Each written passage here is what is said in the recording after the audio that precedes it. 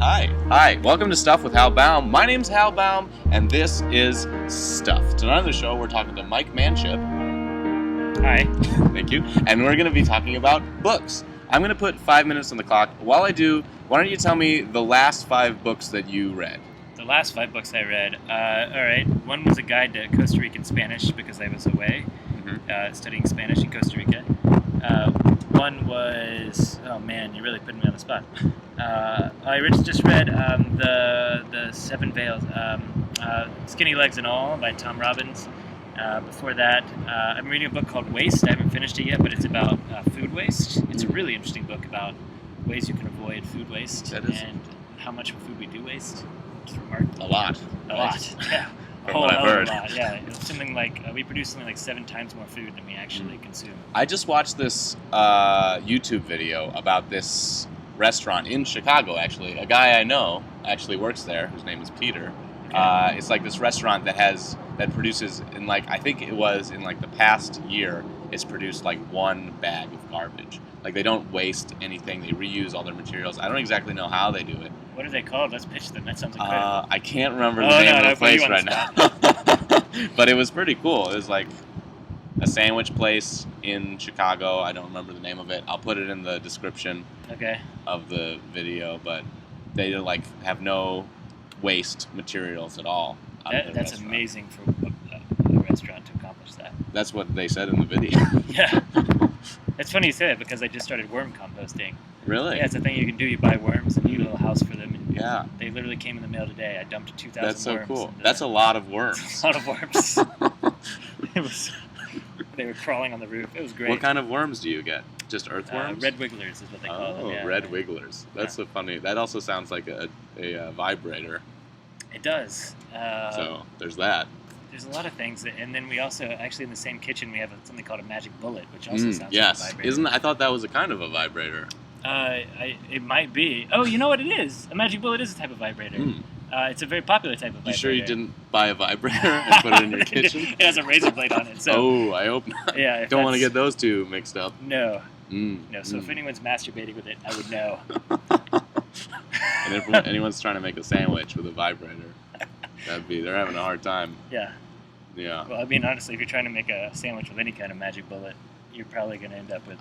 I don't know what a magic bullet is. I thought it was a sandwich making machine, which actually doesn't make any sense now that I think about it. I don't know what a sandwich making machine would look like.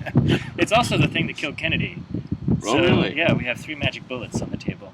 Wait, the bullet that killed Kennedy was magical? Well, they call it the magic bullet because the magic bullet theory, because supposedly it went in McConnelly, not McKinley, he was the president, his shoulder, and then took a turn and then went into Kennedy's, went through Kennedy's head and then took a turn and ended up going through Connolly's shoulder and embedding itself in his thigh. It was supposed to be this one bullet that took all these turns.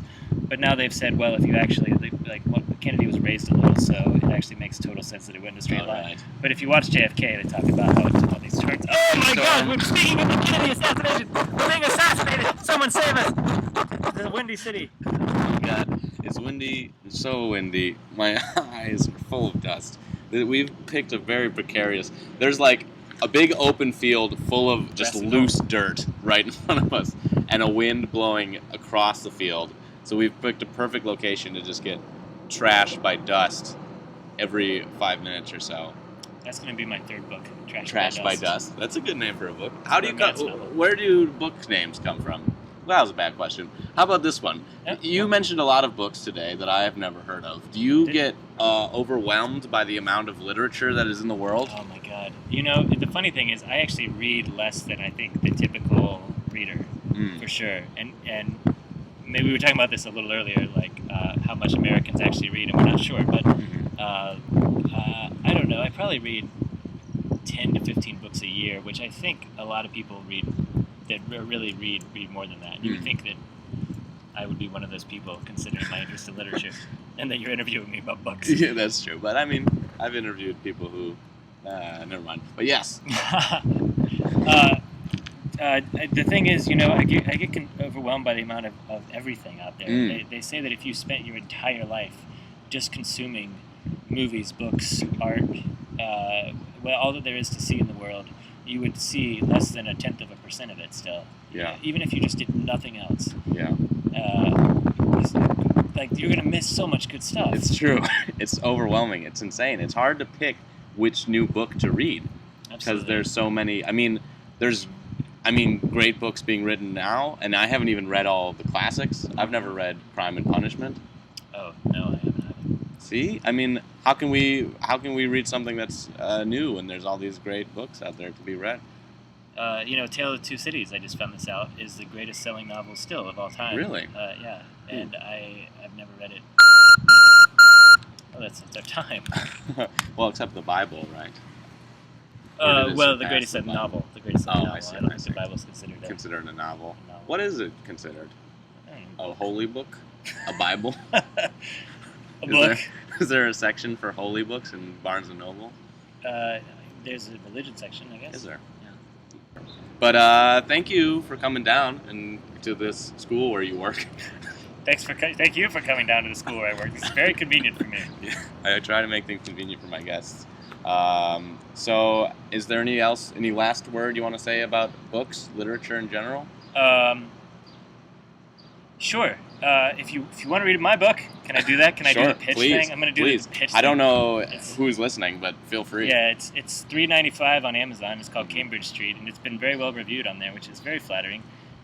It's great. And I read it. It's under my full name, John Michael Manship, and it's $4 for Kindle or see Hal, and he can hook you up. He can I have a copy. You a copy. I'll let you borrow it for only $2. So there you go. That's a deal. A deal and a steal. What a deal. Well, thanks for talking. No, thank you for having me on. This is great. Thanks for listening. And as always, thank you and good night. So long.